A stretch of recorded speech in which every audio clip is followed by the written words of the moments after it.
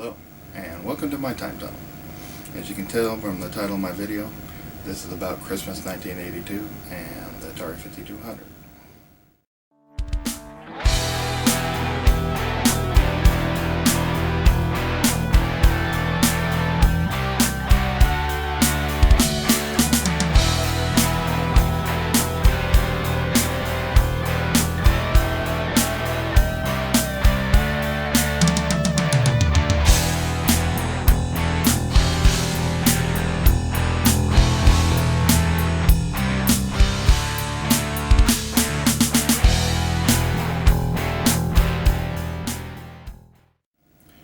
Christmas 1982, my dad got us a 5200 for Christmas, and we really did not expect it. It caught us really off guard, because this was a very expensive system, and I was probably the only kid in my town to have one. Not many kids that I grew up with ever even got to play one.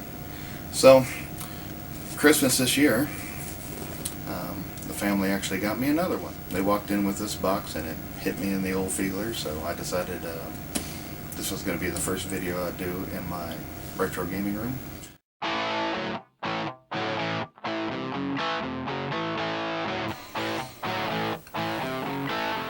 Alright, let's pull the top off this box. Atari 5200, you got to push in the handle over here or it'll catch. And there's the mighty 5200.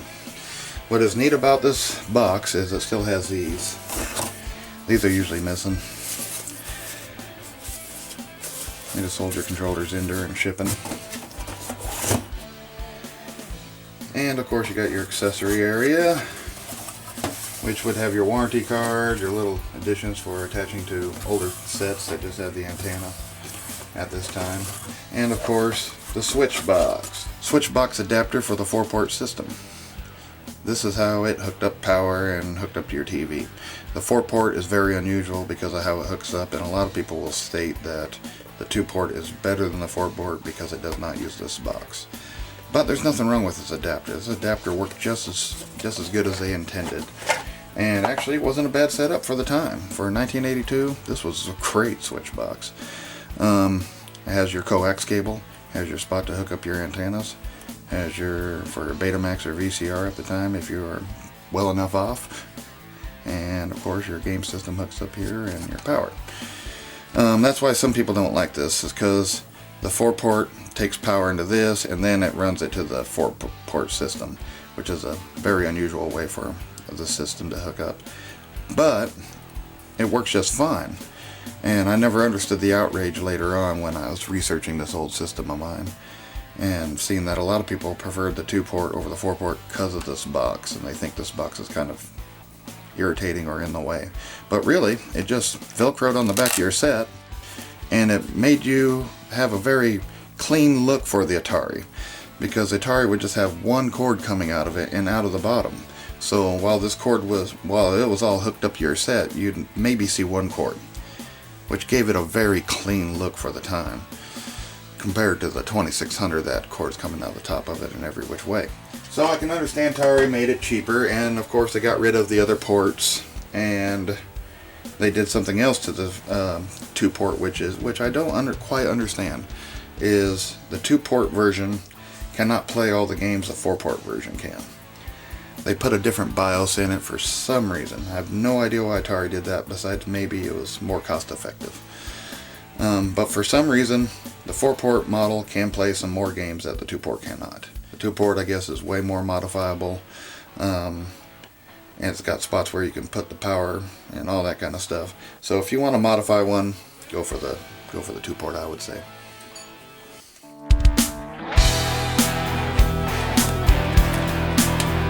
And now we'll get into the famous Atari 5200 controllers that a lot of people really hate. You know, when we got these in 1982, we really enjoyed them. We beat the heck out of ours, and they took a lot of abuse. We never had replacements. I mean, by the time we got my Atari 5200, I was the only one in my town with one. We never even seen parts for them at the stores anymore. They stopped selling the games. It was really hard to get any replacements of any kind. So we were really stuck with the controllers we had since they were brand new. We beat ours up. We peeled off the little pink protectant that this one still has on it. But overall, these were a great stick. It was Atari's first real 360 degree analog stick. For games like Missile Command and Pole Position and stuff, you'll find that it actually works pretty well. It was made at a different time, so of course some people won't understand the layout today. But you put your little keypad thing in here and you could really use it on quite a few games. Quite a few games could take advantage of this, like Star Raiders and such. Overall though, I think they get a kind of a bad rap. Yes, after 30 some years, a lot of them are falling apart and breaking. Heaven forbid the person who got a hold of the ones we beat up, because yes, we destroyed the rubbers and everything, but they still work. I could imagine by now they do not work. But they took the abuse for the time. They're not the best in the world, no. If you compared them to modern day sticks, no, they'll fall flat. But if you were in 1982 like me, going from Pong to just a little 8-point joystick to this was like light years. Having a start, pause, and reset on the controller, not on the system, made the system look much cleaner. And this was a great system for the time. I'd have to say that the Atari 5200 had a lot of possibilities. Atari let it down more than the 5200 let Atari down. This was a good setup.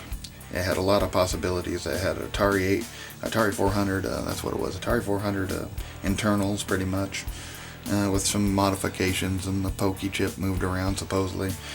But overall, this was a really good system, especially for the time, very powerful. Anyways, what we're going to do is we're going to have my buddy Mark come over, and he's going to play a little 2600, which was his system. He never owned a 5200, so we're going to play a little 2600 and then 5200 and jump from one to the other just like we did in 1982. And we'll talk about the differences, we'll talk about the controllers, we'll see what he feels about it. My buddy Mark does not always agree with me, so we'll see what he has to say. Alright, here we are checking out the 5200 and the 2600. This is the first time Mark's seen his 2600. Since 1987. Yeah, it's been 30 some years.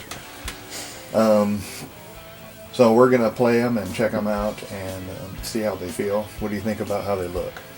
Yeah, that reminds me of a PS3. Pretty futuristic. Yeah, I mean, this is 70s from hell. The wood paneling, that's like one a station you wagon. I had this, I had the 2600. Looking at the joysticks, they're smaller than I remember. Because I guess as a kid, your hands were smaller, so that it made that seem bigger. He hasn't seen this unpacked really. This is the first time checking it out. He knew I got this for Christmas, but we haven't really broke it out yet, and he hasn't seen it forever, so it's a wake-up call when you see him first time for 30-some years. Now, is the 5200 twice the 26? Is that the number schematic, or was that just a marketing ploy? Yeah, just marketing. It really was called the Atari X, and then called the PAM. The PAM? Yeah, what? They had their little code names for the different versions of the 5200. But the Atari System X, I think it was called the Advanced Computer System or something. But they changed that into Game System. But it was really an Atari 400 computer, which was quite expensive. But they had only like one pokey chip instead of two. I think the Atari 400 had a more pokey chip in it. Okay, here we are with the 2600. Mark's going to give it a go with Pac-Man. First time he's seen it in 30-some years, since 80s. What do you think, Mark? It's as bad as I remember. All right, give her a go. Let's give it a start.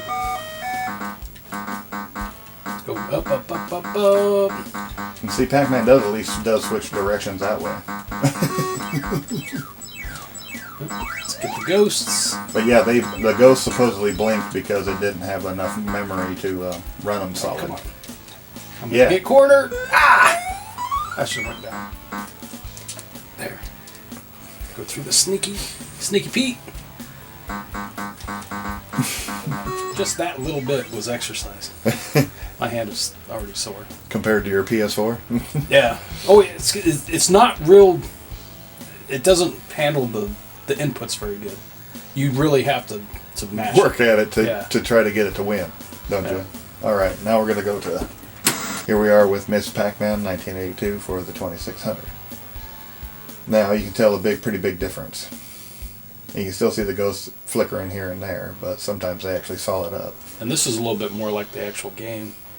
Because the ghosts are different colors. In the original one, they were all the same color. And an actual cherry, yeah. Instead of just a block. Mm-hmm. So go ahead and grab your controller. Hit the go. And try to make it past a few levels on this. See that and little music. beginning? No music in the other one. Oh, nice. Yeah, this is way better.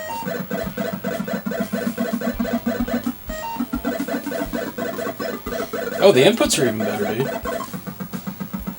I'm not having to work so hard. Yeah. The other one, it was the game was clunky. I was trying to get some ghosts. Oh yeah, they blink even. Oh no! Cornered. And music when you die there? Yep. Here's the Inky Binky Clyde. Inky, Blinky, Clyde. So anyways, we're going to put in the 5200 now and see what he thinks about that over that version. Ooh, colors. Okay, so that came out the same year Yeah, Miss as Miss Pac-Man. Pac-Man on the 2600. But how's it feel in your hand compared to the old stick? Because that's what we're comparing. I was getting carpal tunneling on that, and I only played like 10 minutes. It hurts, huh? It's still sore, dude. Still sore. Okay, now... I mean, of course, a lot of this, you're trying to win the game, and Yeah. maybe I'm doing it too hard, but yeah, not too bad. Actually, way more ergonomic, I'm thinking. Depends on how the inputs. This feels like it's going to be better already. I'll say so. Go ahead Okay. and hit your start button. Start button, green button. On the control. Doo-doo. Wow. Yeah. So this, yeah, Now, how's that feel compared to the other one controller already? way better. Yeah, that sound. Wait till you hit one. Come on. No, we got time. We got time. Get them all. Oh, Yeah, good move. kind of wasted a pill on that. Yeah. Dude, I would have been so jealous of someone who had this. Because I'm paying quarters for this quality of graphics.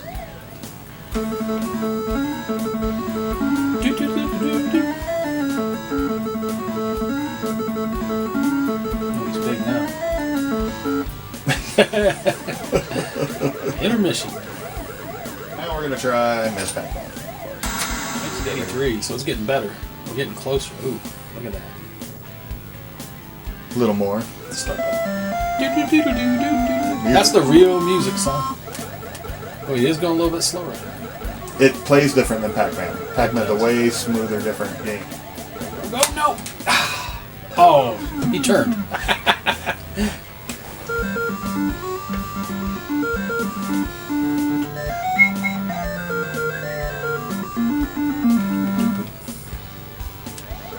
But overall, I don't see it's a really good system, so don't let the controllers scare you too much. There's plenty of rebuild kits and stuff for these controllers out there.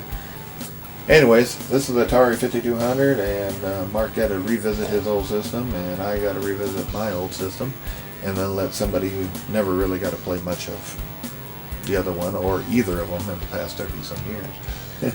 Even myself, I'm revisiting the 5200 since I was a kid, so you have a lot of preconceptions about your system and remembrance. Of course, I do remember tearing the hell out of our controllers, tearing the hell out of these controllers even. Yeah, we got the button sticky, Yeah. jelly, peanut butter all over the controllers. We were pretty rough on systems at the time. But I remember this really took the abuse for the time, for kids and what we did to them. They had all sorts of dirt in them. We never had no covers for them, and they lasted for years. Oh yeah, that 26. You could throw it. Yeah, You could throw the whole system. And they're still working now, so obviously it's a testament to how their build quality. The math on what my dad spent on this Atari, and it was about $1,700 nowadays. That's what he spent on this in the games. The system was about $250-ish. The games were probably $20 a pop, and he came with a slug full on Christmas. Anyways, these are revisiting our old systems, and hopefully we'll get some more games and be able to do it again with different games. This Yeah, I is want to just see a how start. Defender looks on that. Yeah, exactly. I got Defender, and we'll definitely put those to the test next, but we only had time for these right now. See you next time on Mind Time Donald.